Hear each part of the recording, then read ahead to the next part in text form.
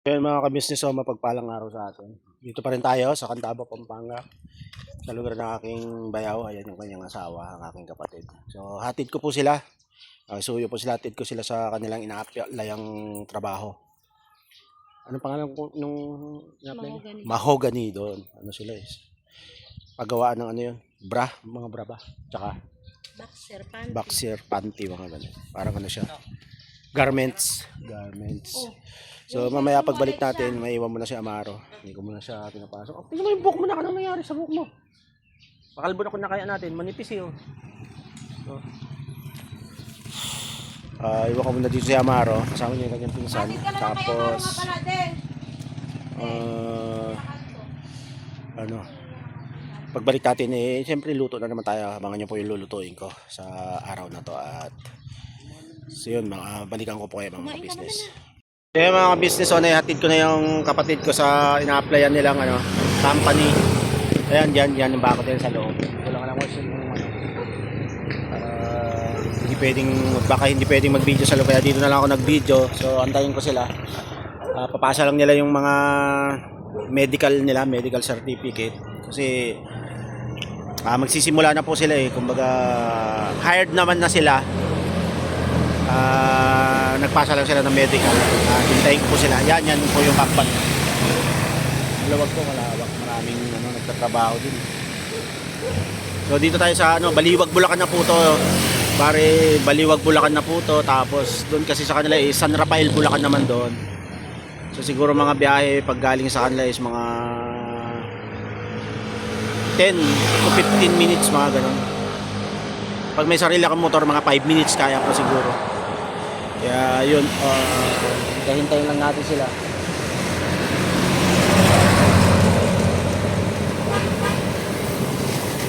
At maya maya pag-uwi sa bahay, siyempre as usual, kayo luto na naman.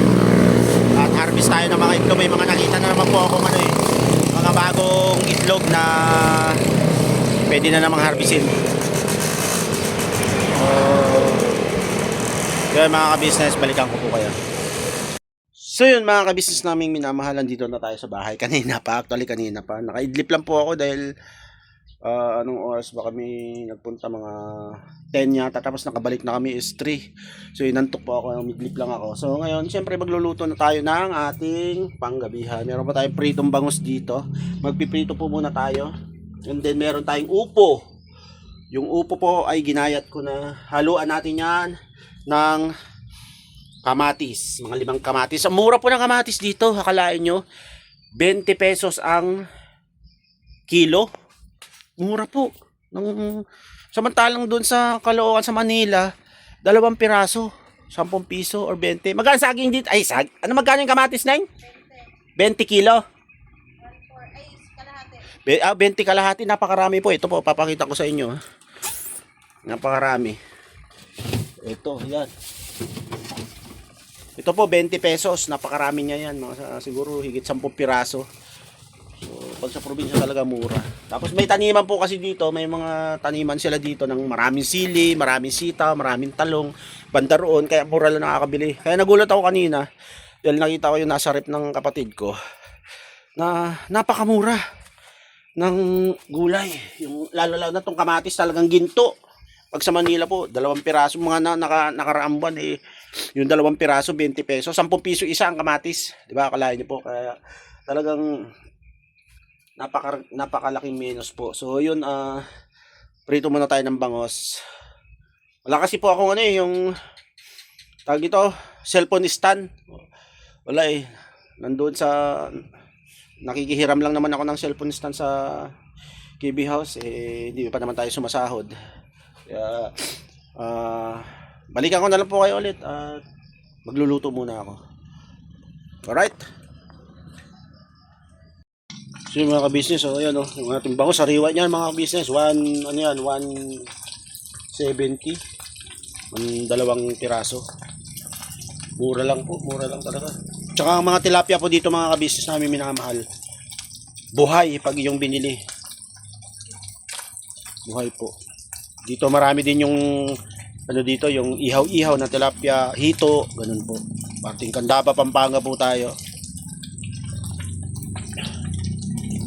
Ganda ng pagkakaprito mga kabisnes. Oh. Yun mga kabisnes, ito na yung ating magiging ulam ngayong gabi. Hahaluan ko siya ng hinimay na chicken breast.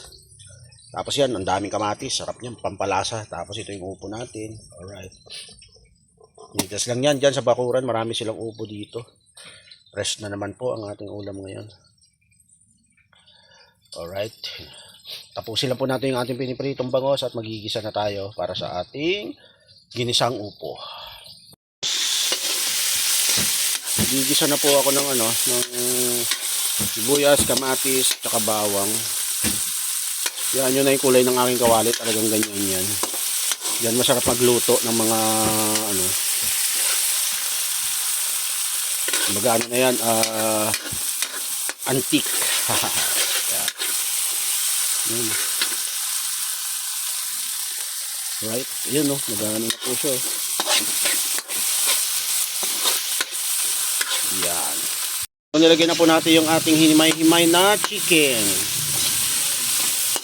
Hindi na po tayo maglalagay ng ng sabaw ng pinakasabaw niya. Kumbaga kasi yung upo mga kabisnes namin minamahal, nagtutubig na ng kusa yung kaya ganoon na lang siya para mas masarap po.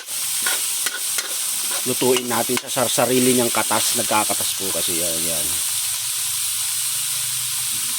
Para talagang ramdam mo yung yung niya. Gigisa na lang po natin mabuti to. At maya isusunod na natin yung ating upo. Nilagay ko na. Ang pinangalat ko nga po pala dyan is bagoong. Naglagay lang tayo konting bagoong naman. Tamtaman na para magkalasa siya. So ayan na po siya dyan. Hintayin natin maluto na. Ayan po siya. Sarap po. Mga kamatis. Tapos chicken ng halo. Pwede naman pork, hipon, alimagmag, tinapa, o whatever na gusto nyong ihalo. The best na yan. Solve na kayo dyan. Pero the best kasi talaga sa upo yung bagong pitas siya tapos kamatis. Ang the best. Minsan nga mga kabisnes yan, nilalaga din namin ng upo. Sinasawsaw namin sa bagoong. Tapos may partner na tuyo or prito. Yan, the best yan. Tapos pag diningding naman, yung papakulo ko lang ng konting sabaw. Tapos meron siyang tawag nila, yung laso na, yung may dahon na sibuyas. Tapos alimagbag lang ang halo, sabay ganun, pakuluan mo lang. Napakatamis po nun, malinamnam. Sa mga Ilocano, ganun po ang luto nila. Luto na, hindi ko na siya masyadong niluto. Na-overcook, half-cook lang yan. Para, di ba? Alright na. Maya kakain na tayo. So, sarap na naman. Solve naman tayo sa ating ulam for today's video mga kabisnes. Maraming salamat po siyempre sa walang sawa niyong suporta sa akin.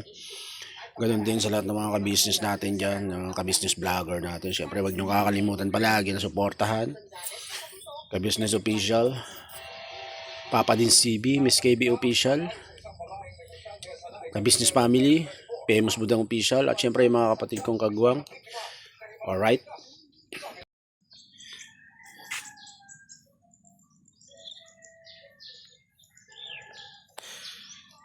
Good morning mga kabisnes. So grabe naman, nakita nyo ba yung view na yan? Sarap lang po ng bahay ng kapatid ko to. At dito pa rin po tayo, Candaba, Pampanga. Pang ilang araw na ba namin to? Pang 3 days. Yan. Grabe, ganyan na magigisingan mo. Naghatid po kasi tayo, may mga tayo dito kakilala, hinatid natin. Papasok sa kanilang trabaho. So nagmagandang loob tayo. Yun ay ang hipag. Bilas. Bilas ba tawag nun? Kasi yung asawa ng kapatid ko at saka yung isang dito, individual, asawa ditong kapatid ni Bayaw. Tawag sa kanila bilas, no? Hipag ba o bilas? Comment down below nga po. So ang ganda po niya, no, yung palay, malapit ng anihin. Ayan, buong napakalawak na palayan yan. Rizal Santo Niño. So Isip na naman po tayo kung anong maganda nating magagawa rito. Kasi dito, puro luto po ang aking ginagawa dito. Di pa ako masyadong lumalabas. Pero itong view na to. Province view. Napakaganda po. Ayan o mga business, nasa background ko naman ngayon. Napakaganda po no. Itong lugar dito. Pagising mo pa lang, marirelax na agad yung utak. Makakakita ka ng ganyan, napaka linis na pala yan. Alright. Ito naman yung kabuuan po. Ito bahay ng kapatid ng bayaw ko, at yun doon yung bahay ni bayaw. Ito medyo malaki-laki to. Yan sa kanila katamtaman lang na typical na bahay pag nasa probinsya ka. Yan. Hindi siya ganoon kaganda pero napaka payapa. Yung kapatid ko kagigising lang. Kaway-kaway sa vlog. So ito yung click natin na ginamit natin. Ito may motor din silang service dyan. Ayan yung sa aking kapatid. Alright. Anong ano natin ngayon, sister? Anong bangus, no? Ay, tanghalian nga pala. Saan ba makakuha ng saluyot dito? Pagdingding ako may papaya pa dyan eh. Saluyot? Oo, meron ba? Saluyot ngayon. Wala. Hindi tag-saluyot ngayon. Dati dyan sa harap, di ba ang dami dyan? Anong inano nun yung kapatid ni Kuya? Ulan yun. Kapatid ni Kuya Cheng? Yung mga manok. Bakit?